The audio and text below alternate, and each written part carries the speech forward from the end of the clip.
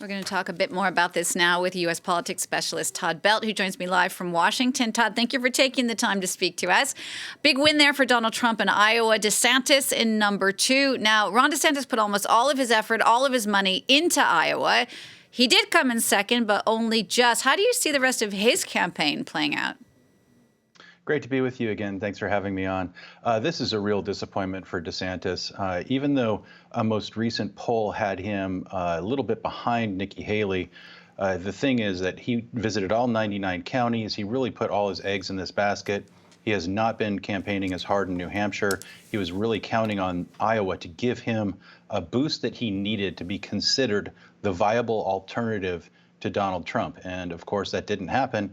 And it really looks like it's come down to a 3-person race now here instead of a 2-person race. DeSantis had hoped that his ground game and his organization would fly below the radar and he'd get a really strong second place finish. And it just didn't happen. So you talk about a 3-person race. Do you really think that it is still really a 3-person race, or is it a shoo-in for Donald Trump at this point? Well, it's kind of difficult to say because Donald Trump got 51%. Now, if he got below 50%, we would say, wow, there's a lot of people out there who are looking for an alternative to Donald Trump, and it's not quite his yet.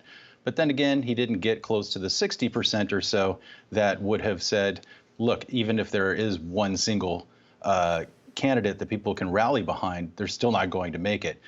Donald Trump, of course, is still the strong leader across many of the states. And, it's still his to lose. And as long as he keeps coming in first place, he doesn't even have to have a majority in most of these states to get all the delegates because of the way the rules work. He can get all the delegates in these winner-take-all states that are coming up.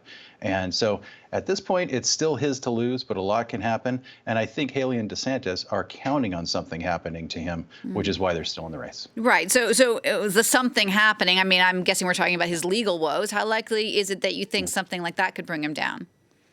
Well, at this point, especially during the primary, I don't see it because each time something happens to him, he gets stronger and stronger. And his support really continues to grow. Of course, these 91 counts against him are going to take his time. He's going to have to be in the courtroom instead of out campaigning and doing his super rallies, which he likes to do. And so that's going to hamstring him a little bit because people like to go out and to see Donald Trump. They don't want to go see the surrogates. But at the same time, he's so far ahead that, and the people who voted for him are so strongly attached to him.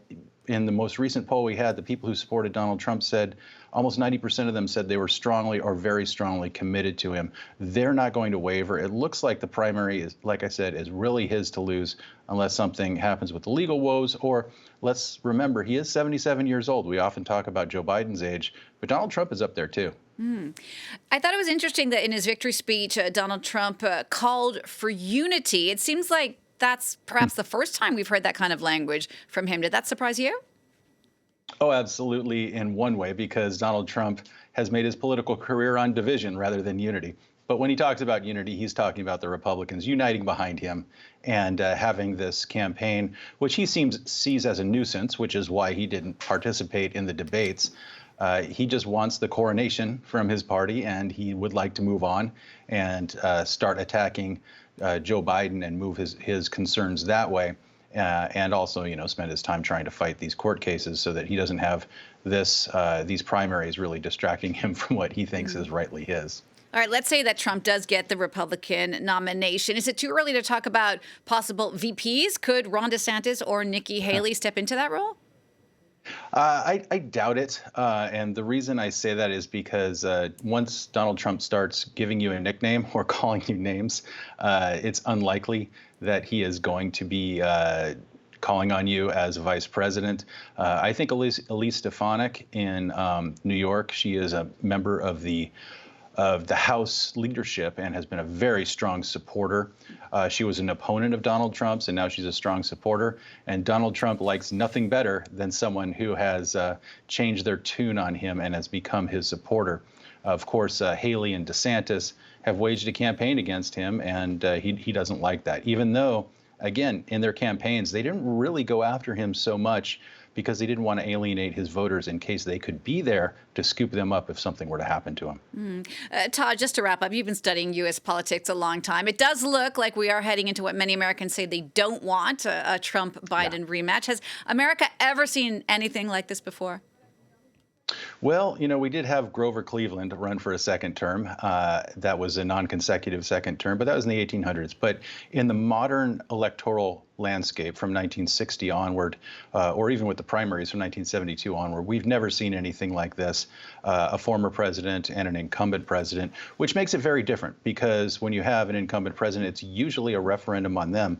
But we have 4 years of Donald Trump to look back at as well. So this is really going to be a choice election between Joe Biden's America and Donald Trump's America. Todd, thank you so much for that. Todd Belt speaking to me there from Washington. Thanks so much. Great to be with you.